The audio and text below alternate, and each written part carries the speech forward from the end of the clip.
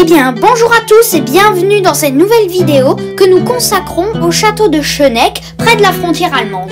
On ne sait pas vraiment quand il a été édifié. Cependant, les vestiges les plus anciens datent de 1200. L'identité du propriétaire n'est pas connue. Certains prétendent que le château aurait été édifié par la famille des Ettendorf, ces derniers étant également les seigneurs du village de Dambach, une localité voisine du château. Selon d'autres, le château aurait d'abord été une forteresse impériale, appuyant leur hypothèse sur le fait que les villages voisins de Morschbronn et d'Egnay, relevant tous deux de l'empereur germanique, devaient des corvées au château.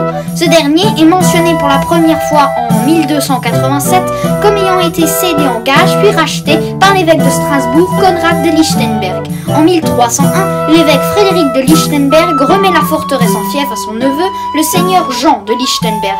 Entre 1375 et 1390, Jean IV de Lichtenberg autorise l'évêque Frédéric de Blankenheim à effectuer des travaux de restauration au Schöneck. En 1440, la forteresse revient à Jacques de Lichtenberg. En 1464, le prince électeur et comte palatin du Rhin, Frédéric le Victorieux, considérant que Jacques administrait de manière néfaste la seigneurie, s'empara du Schöneck. En 1480, le château revient au seigneur de Deux-Ponts-Bitche.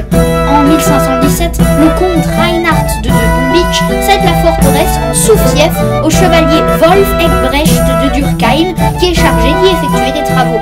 En 1545, en effet, sont construits 2 bastions d'artillerie et des canonnières sont ajoutées aux tours déjà existantes afin de s'adapter au progrès des armes à feu. En 1570, la forteresse revient au comte de Hanau-Lichtenberg. Au cours de la guerre de 30 ans, le château sert de refuge aux habitants des villages de Morschbronn, Winstein et Wörth. En 1663, un incendie provoque la ruine du château.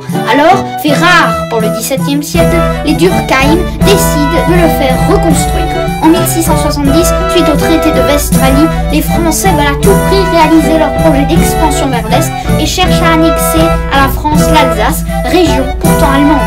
C'est ainsi que les Alsaciens, allemands et éprouvant un profond mépris envers la France, trouvèrent refuge dans les châteaux.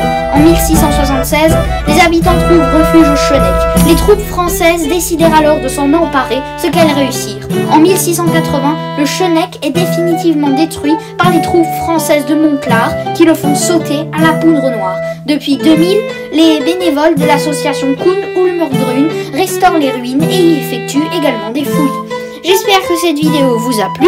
Si c'est le cas, laissez un pouce et abonnez-vous. Et je vous dis à la prochaine pour une nouvelle vidéo.